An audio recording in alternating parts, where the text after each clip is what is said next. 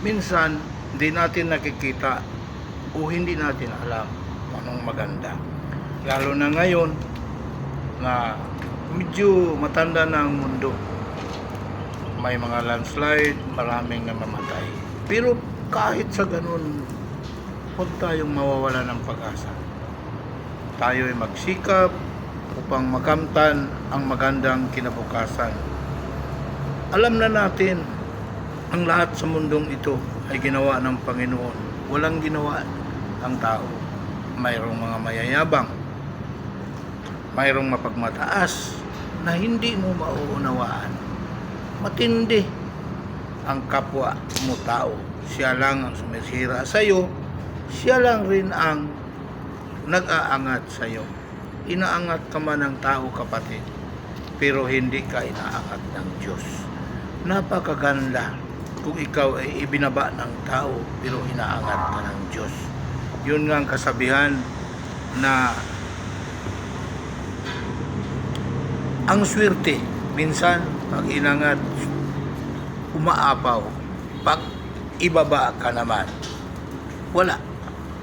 Napakahirap ang inyong maranasan. Sa pagkakataong ito, marami na tayong mga naririnig na mga landslide, maraming namamatay. Kung ating tutunghayan at ating pagnilay-nilayan, kulang lang tayo sa panalangin.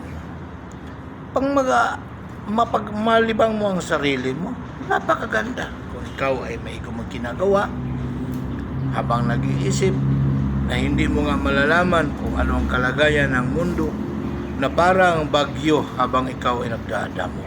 Malakas ang hangin, hindi mo maintindihan, hindi mo mauunawaan, pero sa lakas ng loob mo, mayroon kang maaasahan na mga darating sa buhay mo.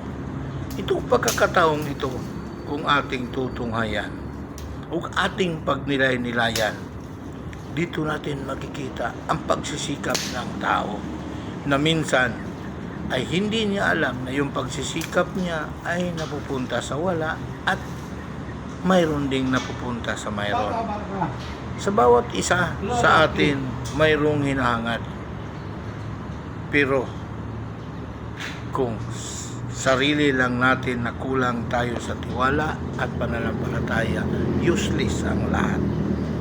Para tayo natamaan sa isang salita na pinangakuhan ka, gusto mo pang tuparin. At yun nga, pag ikaw ay umaasa, walang darating. Pag ikaw ay hindi umaasa, magsikap ka, may kusang darating. Mahirap man ang buhay, pero kung may pananampalataya ka, maliwanag, maligaya, matiwasay na pag-iisip, at walang ibang gambala sa iyong buhay. Ito na makikita natin sa bidyong ito. Magandang tingnan ang pagsisikap ng isang tao, at sana naman bigyan natin ng kahalagahan ang ginagawa ng tao. Huwag nating tingnan ang mga ginagawang mali sa ating kapwa. Tingnan natin ang nagawa niyang maganda, para ikaw ay tunay na Pilipino, tunay na Kristiyano na may takot sa Diyos.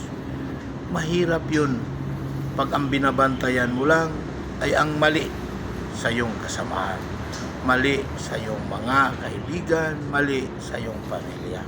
Magsikap ka, huwag mong tingnan kung anong mayroon sila. Isipin mo na kung kabutihan magkakaroon ka.